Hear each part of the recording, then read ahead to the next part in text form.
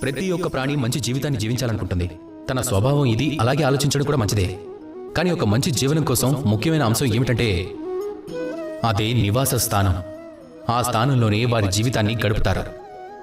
మనుషులు ఏం ఆలోచిస్తారంటే ఒక మంచి నివాస స్థానం అంటే ఆ స్థలంలో జలం సులభంగా దొరుకుతుందా, అక్కడ స్వచ్ఛమైన గాలి ఉంటుందా, అక్కడ తృణధాన్యాలు దొరుకుతాయా.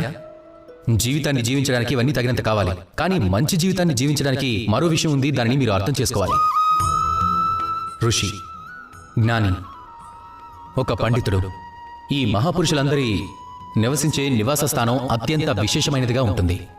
ఇక్కడ ఒక నిర్దిష్ట ప్రకారంగా సానుకూలంగా ఉంటుంది. ఈ స్థానం ఎలాంటిదంటే ఇక్కడ దేవతలు కూడా తిరుగుతూ ఉంటారు. జీవితాన్ని మనందరం జీవిస్తాం, కానీ జీవితం ఉద్దేశం కేవలం జీవితాన్ని జీవించడం మాత్రమే కాదు. జీవితం ఉద్దేశం ఏమిటంటే ముక్తిని పొందడం. అలాగే ఈ ఋషి, జ్ఞాని, పండితుడు, ఈ మహాపురుషులందరూ మిమ్మల్ని ముక్తి వరకు తీసుకెళ్లగలరు. మీరు ఎలాంటి మహాపురుషులంటే వారు వారి లోపలున్న వికారాన్ని, అహంకారాన్ని, క్రోధం, ద్వేషం, ఈ దుర్గుణాలు అన్నింటినీ మట్టిలో కలిపేస్తారు. వాటిపై విజయం సాధిస్తారు. కేవలం అలాంటి వ్యక్తి మాత్రమే మీకు ముక్తి మార్గాన్ని చూపించగలడు. అలాంటి వారిని గుర్తించడం ఎంతో అవసరం. వాళ్ళ మాటలు అర్థం చేసుకోవడం, వాళ్ళ మార్గంలో వెళ్ళటం. మీరు ఇవన్నీ చేయగలిగితే గనక ఈ మనసు సంతోషంగా చెప్తుంది రాధాకృష్ణ.